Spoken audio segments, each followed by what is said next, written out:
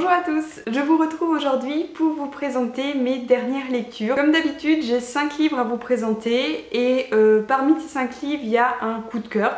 Donc je vous propose de vous présenter ça tout de suite. Je vais commencer par vous parler du coup de cœur, comme ça si vous n'écoutez pas la vidéo en entier, au moins vous saurez quel livre il faut absolument retenir. Il s'agit de La nuit n'est jamais complète. C'est un livre que j'ai reçu dans le cadre du club des lecteurs de la maison d'édition Scrinéo. C'est le deuxième livre que je reçois de cette maison d'édition et c'est le deuxième coup de cœur. Donc pour vous résumer rapidement l'histoire, c'est un père et sa fille qui se retrouvent totalement perdus au beau milieu du désert. Comme je vous l'ai dit, pour moi ça a été vraiment un coup de cœur, donc je lui ai mis 4 étoiles sur 5. J'ai totalement adoré. Pour moi c'est le genre de livre qui arrive vraiment à créer une ambiance hyper particulière.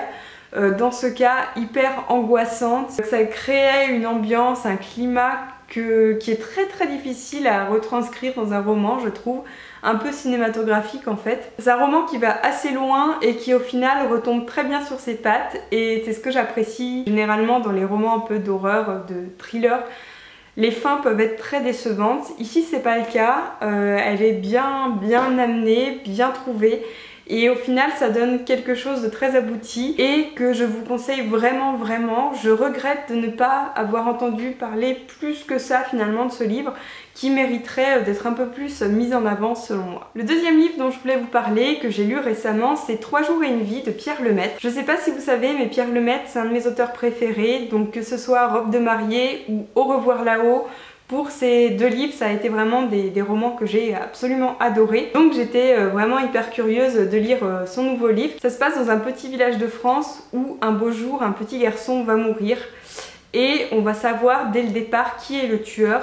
Et on va suivre l'enquête, suivre l'évolution des événements du point de vue du tueur. C'est un parti pris que je trouve assez osé, qui est assez original parce que généralement les meurtriers, on a beaucoup de mal à se mettre dans leur peau. Ici on arrive vraiment du coup à ressentir de la pitié, à ressentir une certaine compréhension. Enfin c'est assez bizarre et assez malsain en même temps. C'est assez psychologique en fait. Il y a un peu de tension mais tout est dans la psychologie. Et je vais pas vous dire que je l'ai autant aimé que Au revoir là-haut ou que Robe de mariée qui pour moi pour le coup sont vraiment des livres exceptionnels. Ici c'est pas le cas, du coup sachant que c'est un Pierre Lemaitre, je suis un poil déçue. Mais en même temps je me dis que si ça avait été un autre auteur qui avait écrit ce livre, j'aurais dit que c'était génial. Donc je dois vraiment reconnaître que c'est un excellent livre. Donc voilà, je vous le conseille, c'est un très bon Pierre Lemaitre, c'est pas le meilleur mais ça reste un très bon livre. Je vous le présentais récemment et ça y est, j'ai lu Mémorex de Cindy Van Wilder, j'espère que je prononce bien. Donc vous savez, c'est l'histoire de la jeune fille qui a vu sa mère mourir dans un attentat et qui va retourner voir son père sur une île. Et là, elle va se rendre compte qu'il y a des choses très bizarres quand même dans cette affaire. Donc je viens de le finir aujourd'hui, du coup j'ai pas beaucoup de recul, mais néanmoins je lui ai mis 3,5 sur 5 parce que c'est pas un coup de cœur, mais c'est un bon livre. J'ai beaucoup aimé le soin qu'a apporté Cindy à proposer des personnages vraiment originaux, très loin des clichés des héroïnes qu'on voit habituellement. Donc ça j'ai vraiment aimé et voilà, à tout point de vue je trouve que sur ce point là Cindy a vraiment réussi son coup parce que pour le coup on est vraiment loin des clichés habituels et ça fait hyper plaisir. Ensuite j'ai globalement bien aimé l'histoire, j'ai bien aimé le sujet qui était abordé, j'ai trouvé que c'était intéressant. L'histoire était assez pleine de rebondissements et d'action, donc ça c'était vraiment pas mal. Le seul truc qui m'a un peu déçue, c'est un dialogue qui a lieu un peu vers la fin, donc je vais pas vous le dire parce que ça va vous spoiler puis ça n'a aucun intérêt. Mais il y a ce dialogue à un moment donné qui m'a un peu déçue parce que je l'ai pas trouvé à la hauteur en fait du livre en général.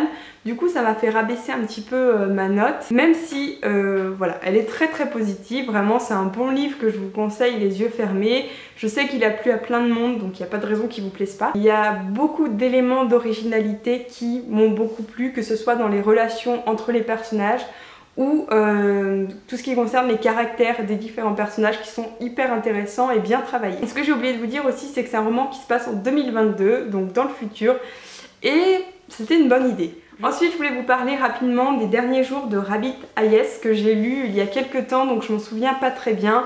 Vous savez, c'est l'histoire de cette mère de famille qui est atteinte d'un cancer et c'est ses derniers jours de vie. Donc elle va voir l'ensemble de sa famille défiler à son chevet et on va apprendre peu à peu quelle est sa jeunesse, qu'est-ce qui s'est passé, quels sont les liens qui les unissent les uns aux autres. Un roman très touchant, vous imaginez bien qu'un roman sur la fin de vie, c'est un roman qui est très émouvant, qui est triste tout en étant drôle. Pour vous le dire rapidement, j'ai bien aimé, même si bon, ça n'a pas été le coup de cœur absolu.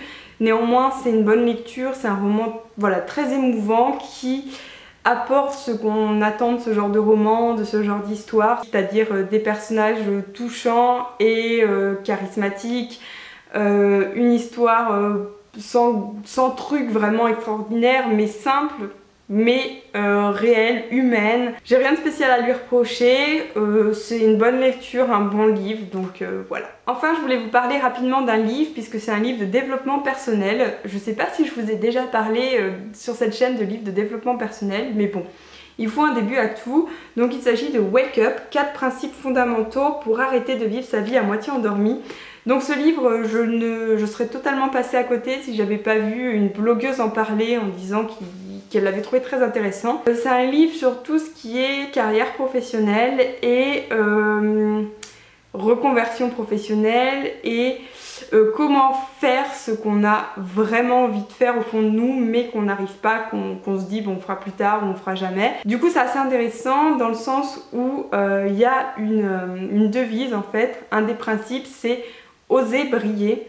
Et je pense que c'est voilà, c'est le genre de mots, c'est le genre de petite devise comme ça qui motive vraiment dans la vie de tous les jours. Après je vous dirai pas que moi ça a changé ma vie parce que vraiment pas du tout, mais c'est le genre de livre qui fait du bien à lire quelque part parce qu'il apporte un peu de motivation. J'ai trouvé que le message était peut-être un peu trop répétitif, au bout d'un moment vous en avez un peu marre de lire la même chose. Mais il y a pas mal de témoignages, il y a pas mal de phrases qui font quand même pas mal réfléchir, de citations.